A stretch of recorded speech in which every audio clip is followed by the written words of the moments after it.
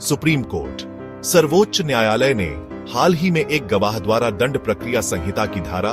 311 के तहत दायर आवेदन को स्वीकार कर लिया, जिसमें उसे फिर से पूछताछ के लिए बुलाने की मांग की गई थी। धारा 311 सीआरपीसी गवाह को वापस बुलाने की शक्ति का इस्तेमाल तभी किया जाना चाहिए जब यह न्यायपूर्ण निर्णय के लिए आवश्यक हो।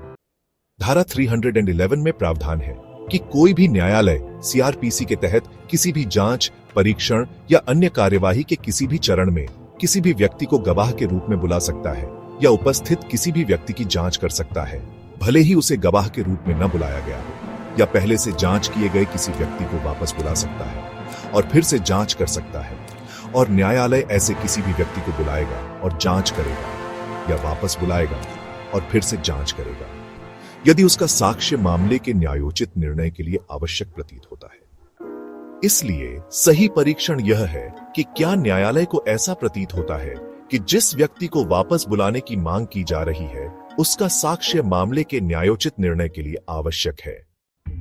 न्यायालय ने इस तथ्य को ध्यान में रखते हुए याचिका को स्वीकार कर लिया कि उसके प्रारंभिक बयान में उसके लिए कुछ तथ्यों को लाने का कोई अवसर नहीं था जो विशेषज्ञ गवाह की परीक्षा के बाद प्रासंगिक हो गए। याचिकाकर्ता द्वारा धारा 311 सीआरपीसी के तहत आगे की जिरह के लिए पीडब्ल्यू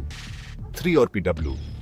6 को वापस बुलाने के लिए दायर याचिका को खारिज कर दिया गया है। याचिकाकर्ता के विद्वान वकील श्री इंद्रजीत सिन्हा ने इस आधार पर विवादित आदेश का विरोध किया कि पीडब्ल्यू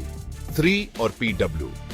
6 की जांच के बाद अभियोजन पक्ष ने एसएफएसएल और सीडीआर को रिकॉर्ड पर लाया है। इस मामले को देखते हुए धारा 311 सीआरपीसी के तहत याचिका दायर करके इन दोनों गवाहों को आगे की जिरह के लिए वापस बुलाना आवश्यक था। उन्होंने कहा कि न्याय के हित में धारा 311 सीआरपीसी के तहत याचिका को न्यायालय द्वारा किसी भी स्तर पर अनुमति दी जा सकती है। हमारे विचार में